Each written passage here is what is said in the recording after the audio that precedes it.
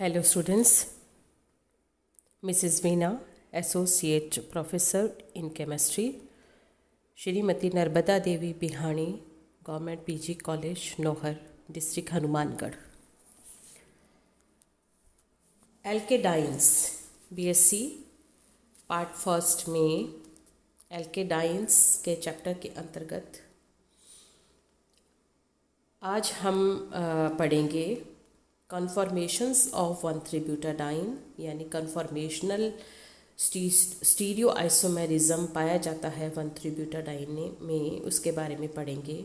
इसके अतिरिक्त conjugated dance की स्टेबिलिटी के बारे में अध्ययन करेंगे, जिसके कुछ इम्पोर्टेंट पॉइंट्स के माध्यम से उनकी जो स्टेबिलिटी है, जो अपेक्षाकृत अधिक स्थायी होते हैं क्यूमुलेटेड एंड आइसोलेटेड डाइन्स की तुलना में, उनके बारे में भी हम अध्ययन करेंगे। तो सबसे पहले हम लेते हैं कन्फॉर्मेशंस ऑफ 1,3-ब्यूटाडाइन। 1,3-ब्यूटाडाइन दो समतलीय स्वरूपण इसके संभव है, पाए जाते हैं, यानी कि दो फॉर्म में पाया जाता है। सिस कन्फॉर्मर यानी सिस 1,3-ब्यूटाडाइन एंड ट्रांस कन्फॉर्मर या ट्रांस 1,3-ब्यूटाडाइन। अब ये क्यों संभव है? क्योंकि कार्बन 2 और कार्बन 3 के मध्य सिंगल बॉन्ड के सापेक्ष घूर्णन के कारण ही सिस फॉर्म, ट्रांसफॉर्म दोनों ये स्वरूपण प्राप्त होते हैं।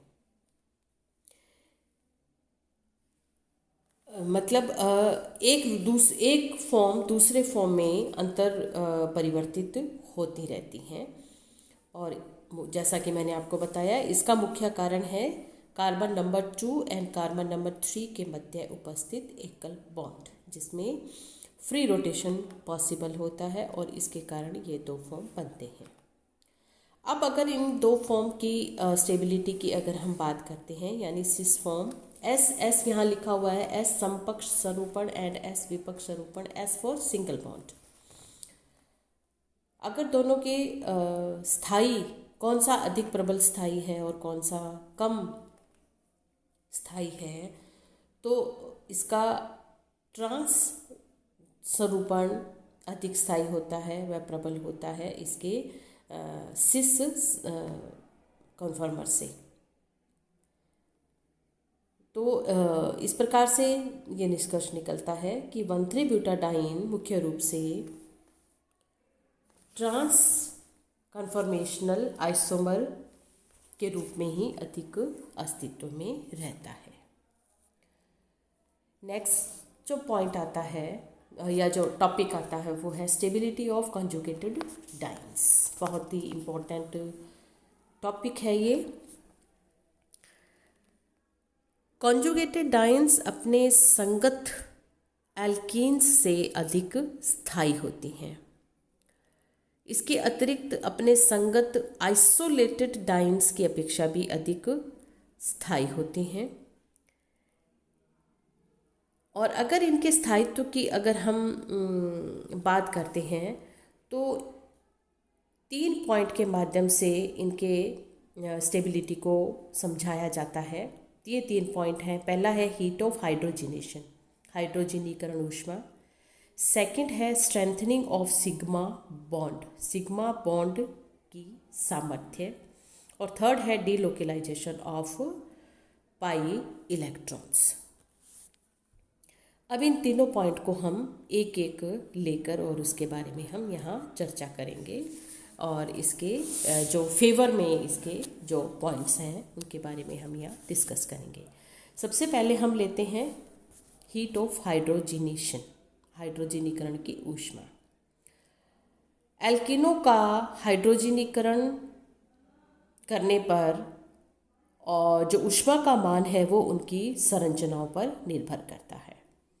जैसे स्ट्रक्चर आप देखें, 3 तरह से हम इसको डिवाइड कर सकते हैं। पहली एल्कीन है एकल प्रतिस्थापी एल्कीन।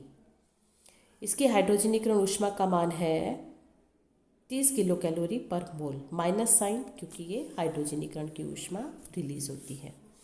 द्विप्रतिस्थापी एल्कीन यानी R2C डबल बॉन्ड Cr2 में 28 किलो कैलोरी पर मोल। त्रिप्रतिस्थापी एल्कीन का हाइड्रोजनीकरण ऊष्मा का मान होता है 27 किलो कैलोरी पर मोल।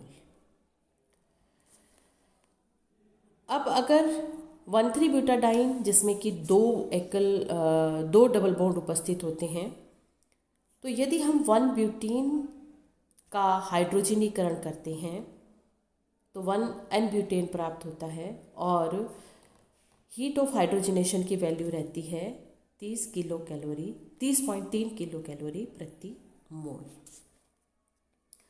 यानी एक द्विबंध की हाइड्रोजनेशन पर हीट ऑफ हाइड्रोजनेशन की वैल्यू है -303 किलो कैलोरी पर मोल। अब क्योंकि 1,3-ब्यूटाडाइन में दो द्विबंध उपस्थित होते हैं, अतः इसकी हाइड्रोजनीकरण ऊष्मा का मान 30.3 किलो कैलोरी प्रति मोल का 2 गुना होना चाहिए। यानी सेकंड रिएक्शन आप देखें जिसमें 1,3-ब्यूटाडाइन का हाइड्रोजनीकरण करने पर डेल्टा H की वैल्यू जो हाइड्रोजनीकरण का जो अपेक्षित मान है वो होगा 2 इंटू 30.3 यानी 60.6 किलो कैलोरी पर मोल। ये इसकी हीट ऑफ हाइड्रोजनेशन होनी चाहिए, परंतु 1,3-ब्यूटाडाइन की हाइड्रोजनीकरण ऊष्मा का वास्तविक मान होता है -57.1 किलो कैलोरी प्रति मोल। अतः अगर दोनों का अंतर देखें तो ये अंतर आता है 3.5 किलो कैलोरी पर मोल। यानी 1,3-ब्यूटाडाइन की हाइड्रोजनीकरण ऊष्मा उसके अपेक्षित मान जो था 60.6 किलो कैलोरी पर मोल से 3.5 किलो कैलोरी पर मोल कम है। अतः 1,3-ब्यूटाडाइन में 1 ब्यूटीन की अपेक्षा 3.5 किलो कैलोरी प्रति मोल ऊर्जा से अतिरिक्त स्थायित्व आ जाता है और इसी ऊर्जा को कहा जाता है अनुनाद ऊर्जा या अस्थानीकरण ऊर्जा यानी डीलोकेलाइजेशन एनर्जी। मतलब दो नाम इनको देंगे, resonance energy and delocalisation energy. तो हीट ऑफ हाइड्रोजनेशन की अगर हम बात करते हैं, इस बिंदु से को हम डिस्कस करते हैं, तो ये निष्कर्ष निकलता है कि कॉन्जुगेशन के कारण कॉन्जुगेटेड डाइन्स में अतिरिक्त स्थायित्व आ जाता है। नेक्स्ट पॉइंट आता है वो है strengthening of sigma bond. Sigma bond का सामर्थ्य यानी सिग्मा बंध का साइज छोटा होना, कम होना। तो कॉन्जुगेटेड डाइन्स की अतिरिक्त स्टेबिलिटी का एक कारण है कार्बन 2 और कार्बन 3 के मध्य का एकल बॉन्ड, और उस एकल बॉन्ड में S लक्षण अधिक होते हैं, अतः यह बंध अपेक्षाकृत छोटा और मजबूत होता है।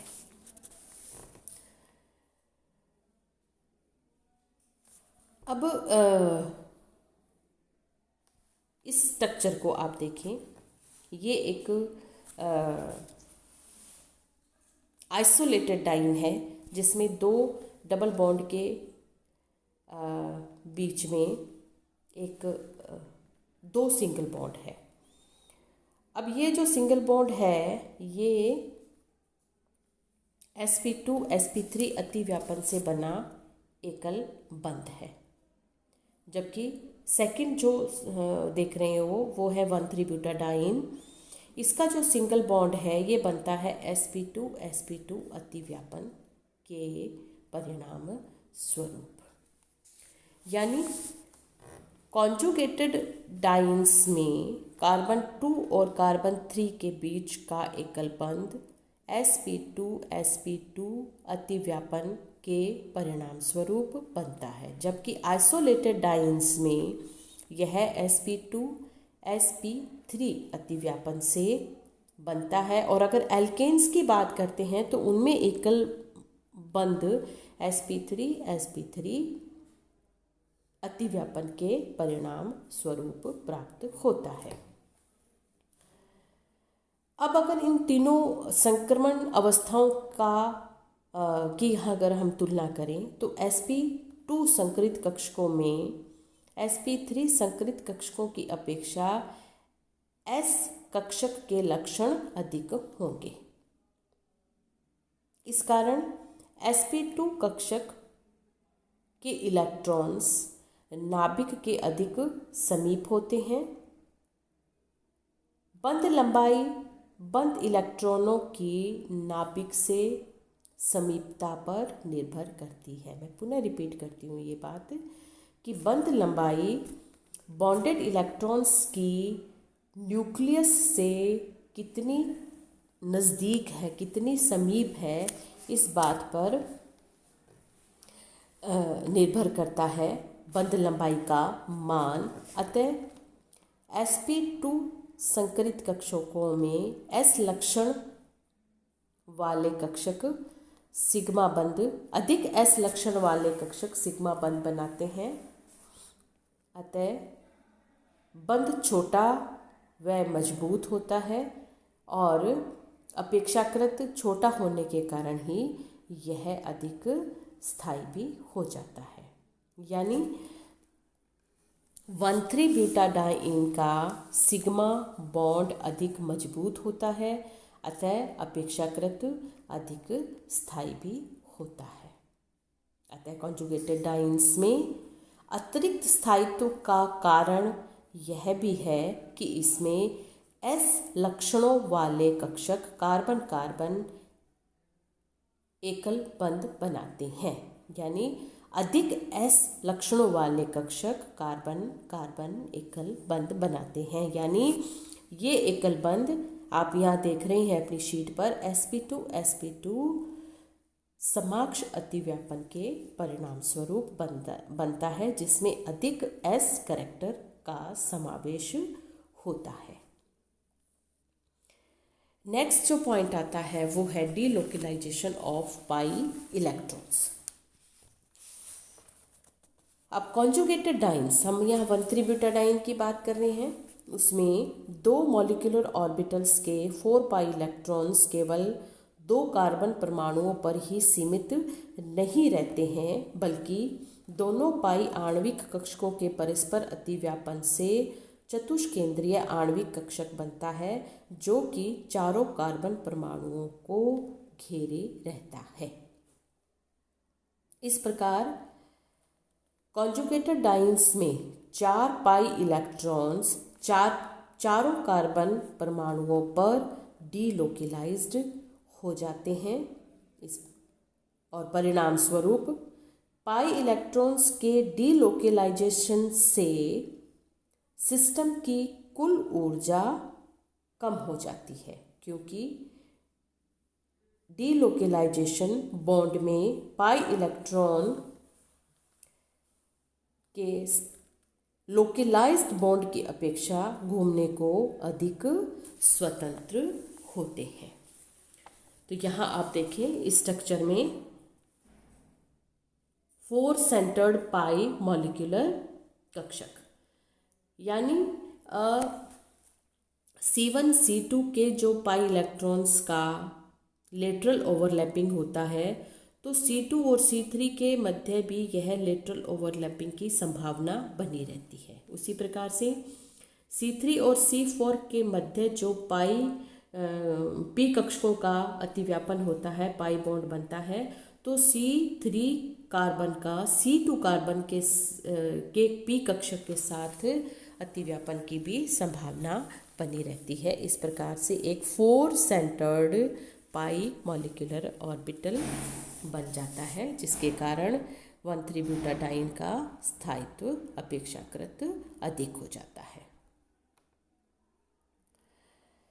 तो इस प्रकार से कॉन्जुगेटेड डाइन्स अन्य डाइन्स की अपेक्षा अधिक स्टेबिलिटी प्राप्त कर लेते हैं, क्योंकि अन्य डाइन्स में 2 पाई आणविक कक्षक परस्पर अतिव्यापन नहीं करते, क्योंकि दोनों आणविक कक्षक एक दूसरे से sp3 संकरित कार्बन द्वारा अलग रहते हैं। अतः पाई इलेक्ट्रॉन्स का डीलोकेलाइजेशन कॉन्जुगेटेड डाइन्स को अतिरिक्त स्थायित्व प्रदान करता है। यहाँ आप देखें इस स्ट्रक्चर में जो एक आइसोलेटेड डाइन का एग्जाम्पल है, कार्बन 1 और 2 के मध्य पी कक्षकों से एक पाई बॉन्ड बन रहा है। इसी प्रकार से 4 और 5 के मध्य भी एक पी कक्षक बन रहा है, लेकिन इन दोनों के मध्य जो C3 कार्बन है ये sp3 संकरित कार्बन है, इसलिए इसमें अस्थानीकरण की कोई संभावना नहीं होती है, यानी डीलोकेलाइजेशन की कोई संभावना इनमें नहीं होती है। अतः इनका स्थायित्व कॉन्जुगेटेड डाइन्स की तुलना में कम हो जाता है। नेक्स्ट एक छोटा सा इसमें टॉपिक आता है, वो है रेजोनेटिंग स्ट्रक्चर्स ऑफ 1,3-ब्यूटाडाइन। तो इनकी रेजोनेटिंग स्ट्रक्चर को हम निम्न प्रकार से प्रदर्शित कर सकते हैं। 1,3-ब्यूटाडाइन जिसमें पाई इलेक्ट्रॉन्स का डीलोकेलाइजेशन होने के कारण 2 आयनिक स्ट्रक्चर बनने की संभावना रहती है। ये दोनों संरचनाएं जिसमें कार्बन 1 पर एक संरचना में धनावेश है, जबकि कार्बन 4 पे ऋणावेश है, जबकि दूसरी संरचना में ये दोनों पे ही बन गए हैं, जबकि दूसरी संरचना में एक पे जहाँ पहले धनावेश था उस पे ऋणावेश होगा, और जहाँ पे ऋणावेश था वहाँ पर धनावेश होगा, और ये अनुनाद संकर है। अब अनुनाद संकर से ये स्पष्ट हो जाता है कि 1,3-ब्यूटाडाइन में C2 और C3 के मध्य का बंध पूर्ण रूप से एकल बंध नहीं होता, अपितु इसमें आंशिक रूप से द्विबंध के लक्षण भी होते हैं। अतः अनुनादी संरचनाओं से यह भी स्पष्ट होता है कि sp2-sp2 बंध sp2-sp3 बंध की अपेक्षा छोटा तथा मजबूत होता है। तो स्टूडेंट्स, आज की इस